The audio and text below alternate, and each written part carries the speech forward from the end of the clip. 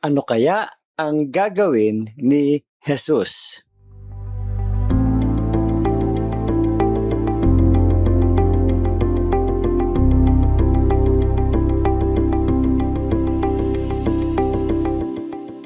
Kamusta po kayo? Pastor Arnold po. Ang tunay na kaligayahan ay nagmumula sa pagkakaroon ng maayos na relasyon sa iba. At ang maayos na relasyon ay nagsisimula sa pagpapakumbaba. Kung gusto mong matutong magpakumbaba, ugaliin natin itanong sa sarili natin ang simpleng tanong na ito. Ano kaya ang gagawin ni Jesus? O what would Jesus do? Ano ang gagawin ni Jesus sa problemang ito? Ano ang gagawin ni Jesus para sa taong nasasaktan? Ano ang gagawin niya sa trabaho ko? Ano ang gagawin niya sa loob ng pamilya ko? Kapag lagi mong itinatanong yan, mas madali kang makakapili ng humble answer. Isang tugon na nagdudulot ng pagkakasundo at kaligayahan sa halip na alitan, sama ng loob at kapaitan. Ano nga ba ang ibig sabihin ng mamuhay ng katulad ni Jesus? Sa Philippians chapter 2, makikita natin ang tatlong halimbawa. What does it look like to act like Jesus? Una, don't demand what you think you deserve. Huwag ipilit ang sa tingin mong karapat-dapat sa iyo.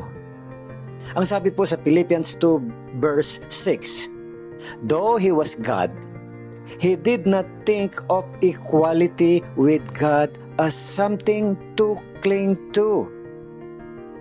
Napapansin mo ba kung gaano ito kasalungat sa iniisip ng mundo? Lagi natin naririnig ang deserve ko to. Totoo, may mga karapatan tayo.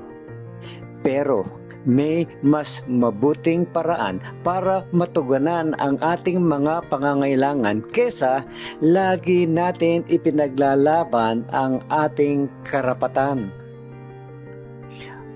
Posible kang maging mabait nang hindi sumusuko sa tama.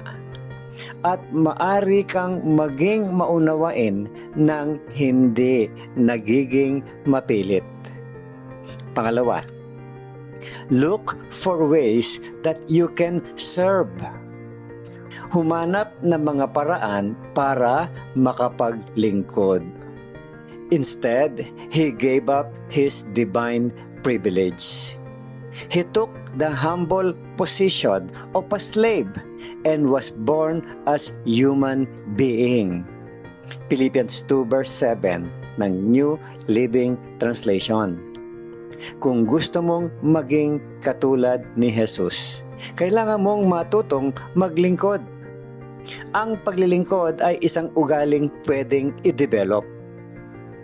At nagsisimula ito hindi sa malaking bagay, kundi sa maliliit na bagay na ginagawa natin araw-araw.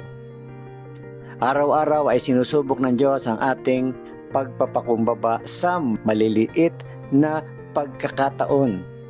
Doon nadidevelop ang ating pagkatao. Ang karakter ay nakikita sa malalaking pagsubok ng buhay.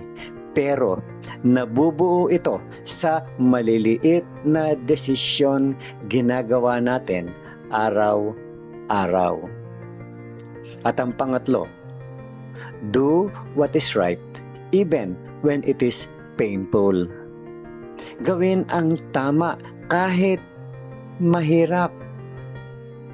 Sabi po sa Philippians 2 verse 8, He humbled Himself in obedience to God and died a criminal's death on a cross. Philippians 2 verse 8 ng New Living Translation.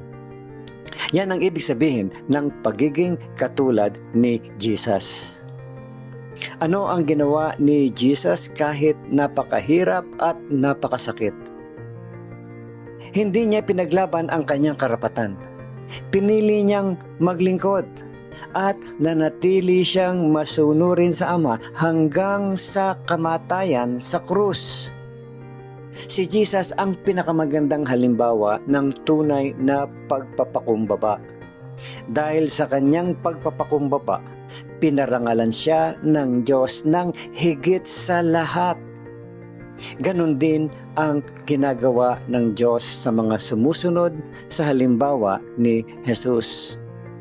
Pinararangalan niya ang mga taong may mapagpakumbabang puso. Think about this, my friend.